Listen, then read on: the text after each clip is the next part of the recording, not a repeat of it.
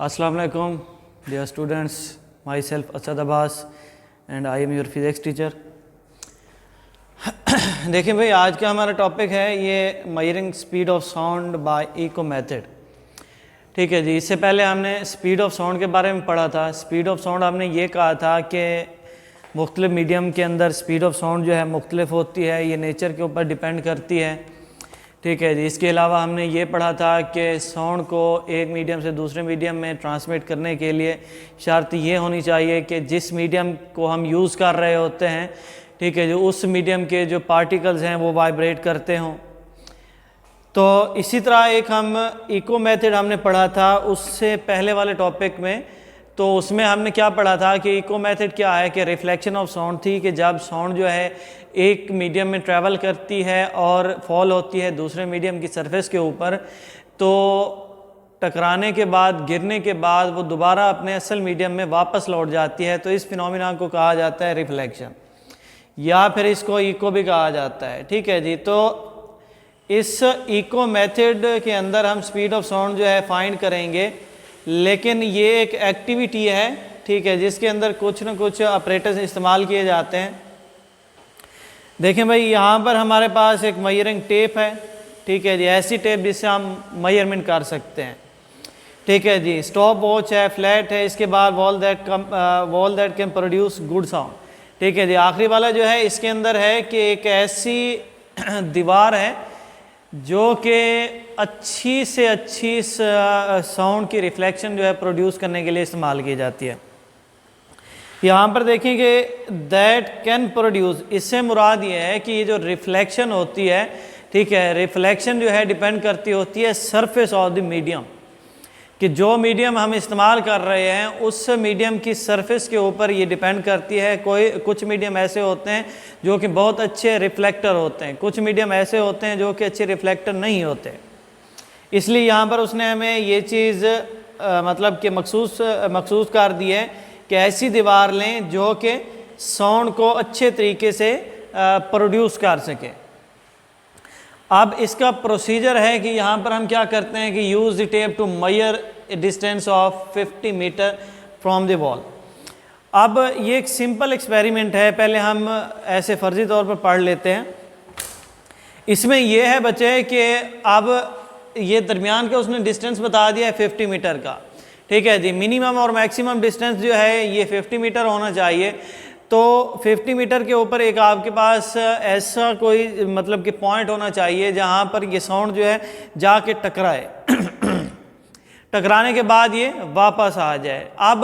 अब इसमें हम ये करते हैं कि एग्जांपल लेते हैं हम क्लैपिंग की. क्लैपिंग से मुराद ये है कि जब हम ताली बजाते हैं, ठीक है, इस तरह के एक साउंड प्रूफ हमारे पास ये एक कमरा होना चाहिए जिसमें हम सिर्फ हमारी आवाज़ जो है सिर्फ और सिर्फ उस दीवार के ऊपर ही टकराए. ठीक है जी. टकराने के बाद जब वापस आती है तो उसे रिफ्लेक्शन कहते हैं. इको बेसिकली क्या होती है? इको होती है ये गूंज. गूंज क्या है? जब आप कमरे के अंदर, या जैसे देखें आप रेगिस्तान के अंदर जाके आवाज़ निकालते हैं इस तरह की, तो आपको मुख्तलिफ डायरेक्शन से आवाज़ सुनाई देती है, तो वो उस वक्त इको होती है. आप कमरे के अंदर जब आप बात करते हैं, बंद कमरा है, तो उसकी चारों अतराफ आपकी आवाज़ जो है ये रिफ्लेक्ट होगी, गूंजेगी. लेकिन यहाँ पर हम जो एक्टिविटी इस्तेमाल कर रहे हैं इसके अंदर ये है कि 50 मीटर के ऊपर आप लोग क्या करें, खड़े होकर क्लैप करें. क्लैप करने के बाद आप ये देखें कि आपको उस क्लैप की आवाज़ जो है, एक तो ये आपने जब की उस वक्त, दूसरी आपको रिफ्लेक्शन वाली आवाज़ जो है कितनी देर में सुनाई देती है, ये होता है इसका टाइम पीरियड. ठीक है जी. ये एक क्लैप है. इसी तरह की हम जो है 10 क्लैपिंग करेंगे, 10 क्लैप्स करेंगे हम.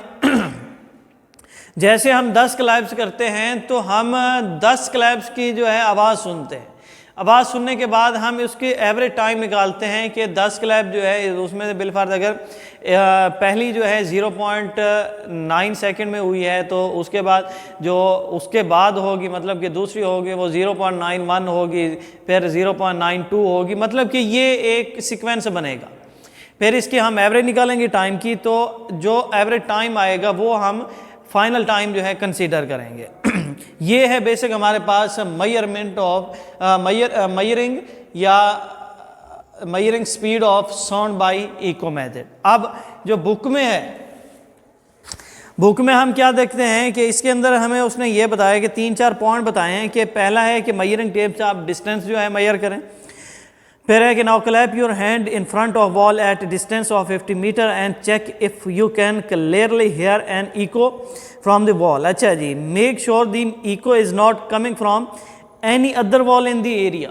बात आ रही है समझ के वो जो आप आवाज़ निकाल रहे हैं वो सिर्फ और सिर्फ क्या हो, जो आप एक पॉइंट बनाते हैं, एक मखसूस पॉइंट आपका है, वो स्पेसिफिक वॉल जो उसने बताई है, सिर्फ उसी से टकरा के वापस आए। Time taken by the sound to travel 100 metres in the time difference between the clap and the echo. इसके बाद है कि now restart the clapping and start the stopwatch at the first clap.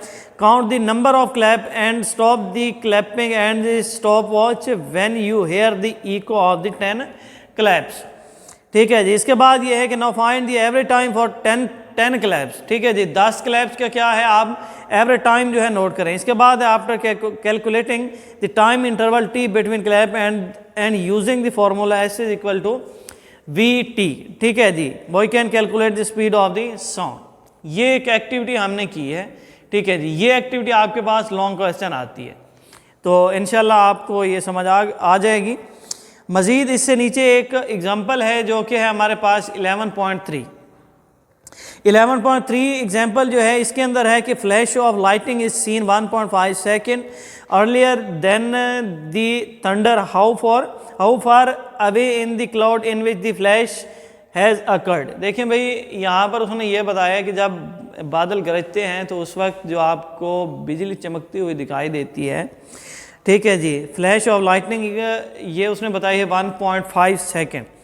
ठीक है जी, कि थंडर मतलब कि जब बादल गरजे हैं उसके बाद 1.5 सेकेंड के अंदर आपको वो जो लाइट है दिखाई दी है।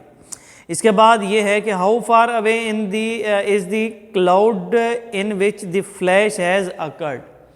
ठीक है जी, तो आपने ये फाइंड करना है कि वो जो बादल हैं हमसे कितने दूर हैं। स्पीड ऑफ साउंड जो है ये है आपके पास 332 मीटर पर सेकेंड। ठीक है जी, अब इसके अंदर हमने क्या लिया कि टाइम है हमारे पास 1.5 सेकेंड।